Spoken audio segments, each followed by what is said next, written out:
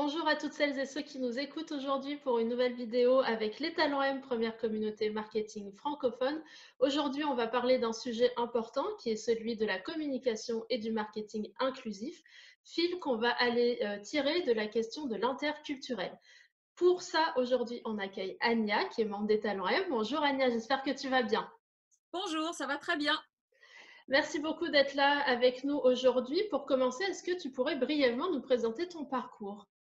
Alors, je m'appelle Ania Ursulé, je suis stratège marketing communication événementielle. Je suis française, d'origine martiniquaise et je me suis installée à Montréal en novembre 2012. D'accord, bah alors là, on a déjà une petite idée de pourquoi tu vas nous parler d'interculturel. Tu as un parcours qui s'y prête vraiment très bien, bien évidemment. Qu'est-ce qui a été le plus dur pour toi à vivre dans tout ce parcours-là? Alors, le gros choc culturel que j'ai eu en arrivant au Québec, c'est en fait une question de posture. Là où en France, on parle d'intégration, hein, on parle ici d'inclusion. Alors, l'intégration, elle requiert que la personne d'ailleurs ou l'immigrant puisse abandonner sa culture d'origine pour pouvoir embrasser pleinement les cultures et les repères culturels du pays d'accueil. L'inclusion a une autre posture. Elle va dresser un espèce de cercle vertueux entre la culture du pays d'accueil et la culture de l'immigrant afin de favoriser une cohabitation et un échange entre les deux cultures. Ça veut donc dire que l'immigrant ne va pas du tout se départir de sa culture d'origine.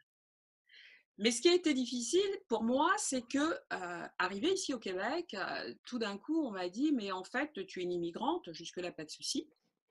Tu fais partie des communautés culturelles, tu fais partie des minorités visibles, tu fais partie des minorités audibles, tu es une noire et tu es une afrodescendante». Et on m'a demandé de cocher toutes ces cases. Alors que du côté de la France, j'étais une enfant de la République, tout simplement. Alors, en contexte, et ça je l'ai compris au bout de quelques années, c'est qu'ici on est sur le continent américain. Et sur le continent américain, on parle de discrimination positive. Et cette discrimination positive va faire en sorte qu'on va vous accorder des droits particuliers.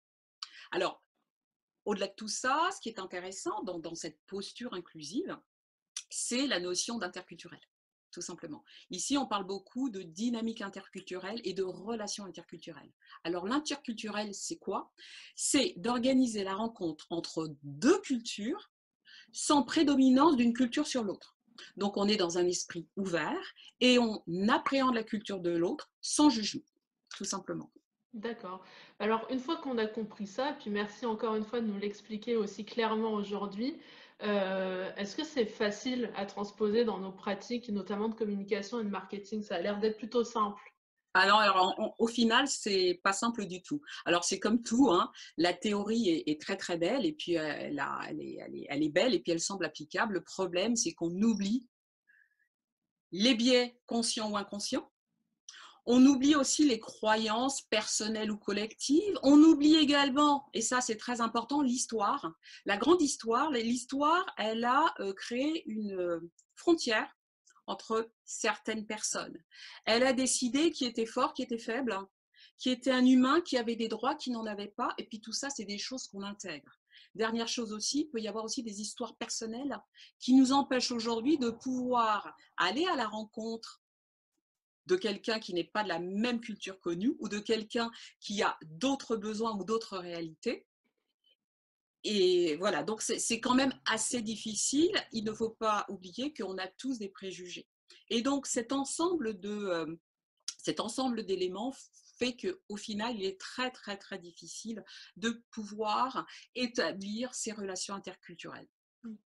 Je crois que tu avais d'ailleurs un exemple, une anecdote à nous partager très récente de ce que tu as vécu dans une de tes dernières expériences de salon virtuel. Voilà, je participais à un salon virtuel au mois d'octobre, et puis bien évidemment, on devait être représenté par des avatars, et puis je me rends compte qu'il n'y a que des avatars caucasiens. Bon, alors je demande aux prestataires en disant, bah écoutez, ici on est au Québec, il y a à Montréal par exemple plus de 120 communautés ethnoculturelles, ce serait bien qu'on puisse avoir accès à des avatars qui vont représenter les vraies personnes d'ici, qui vont représenter d'autres communautés culturelles par exemple, des personnes asiatiques, des personnes maghrébines, des afrodescendants, etc. Donc, dans un premier temps, il nous a été dit que ça allait être possible. Hein, et puis, au final, oui, c'était possible, mais avec un coût de 3 à 4 fois plus plus cher que les avatars caucasiens qu'on nous proposait.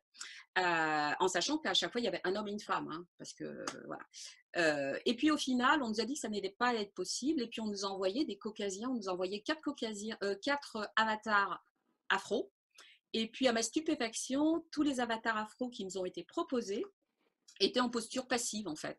Donc on avait deux hôtesses d'accueil, et on avait une personne qui présentait des boissons. Alors que les caucasiens étaient en posture business, hein, puisqu'on était sur un salon professionnel avec un laptop, avec un portable, avec des dossiers.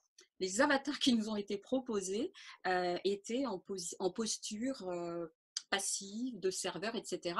Alors que les personnes qui étaient sur les stands étaient des présidents directeurs généraux, des directeurs conseils, etc.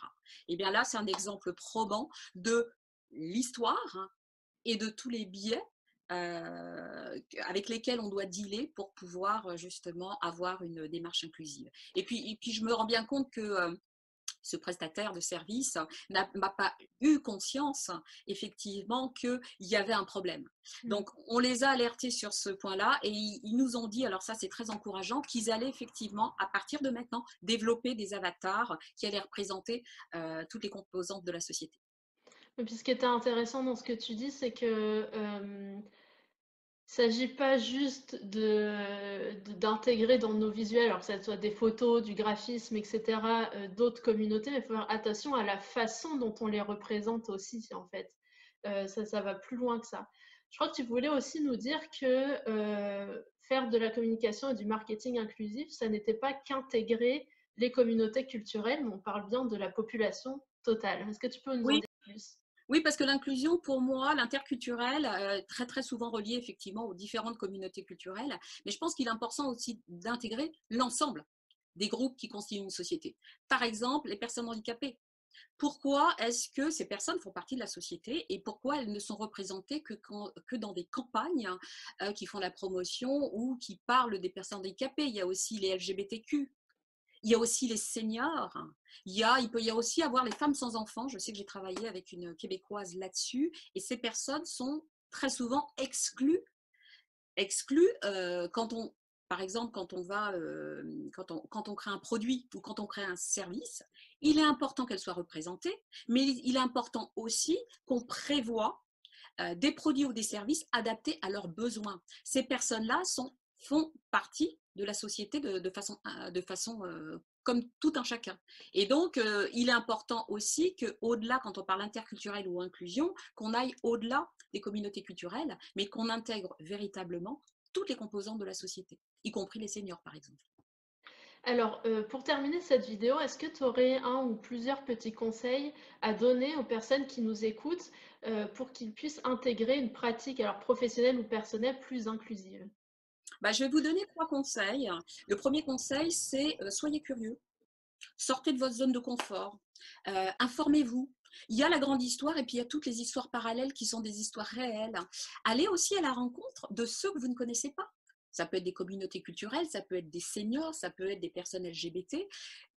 Allez un petit peu combattre la défiance ou les freins que vous avez sur des groupes ou des communautés que vous ne connaissez pas. Ça, c'est le premier conseil. Le deuxième conseil, je pense qu'il est important d'en finir avec la culpabilité. Que ce soit la grande histoire ou que ce soit la grande histoire, elle a bâti, elle a raconté son histoire, mais elle a créé un clivage entre les uns et les autres. Je pense qu'il est important ce n'est pas à vous, vous n'êtes pas responsable de ce qui a été fait avant. Quel que soit le côté de la barrière vers lequel vous êtes, vous n'êtes pas responsable. En revanche, vous êtes responsable de ce que vous faites aujourd'hui. Et ça m'amène à mon troisième point. Moi, je vous invite à agir, tout simplement. Mais agir à votre niveau, comme vous le désirez. On a tendance à dire que dans une révolution, tout le monde n'aura pas le même rôle. Donc il y aura des personnes qui seront au front, effectivement, en sentinelle, qui seront là. Il y a d'autres personnes qui seront en train d'écrire la stratégie. Il y a d'autres personnes qui vont être là pour gérer les équipes. Il y a d'autres personnes qui vont s'occuper des enfants. Ou il y a d'autres personnes qui vont être là pour préparer les repas. Donc, je pense qu'il est facile pour chaque personne de pouvoir poser un acte à son niveau comme il le veut pour pouvoir changer les choses. Ça peut être aussi de se dire, d'adopter une posture et des engagements vis-à-vis de soi-même en se disant, je n'accepterai plus jamais Une parole humiliante, qu'on exclut des personnes, une posture méprisante, tout simplement, que ce soit dans le cadre personnel et dans le cadre professionnel. Et puis, une fois de plus, aucun diktat. Si vous ne voulez pas agir, n'agissez pas non plus. Je pense qu'il ne faut pas se sentir obligé de quoi que ce soit. Je pense quand même que pour faire avancer les choses et pour qu'on se sente tous bien, on a besoin d'une action individuelle et collective. Donc, libre à chacun de faire ce qui lui plaît. Eh ben, c'est une super conclusion pour cette vidéo-là, Anya. Merci beaucoup.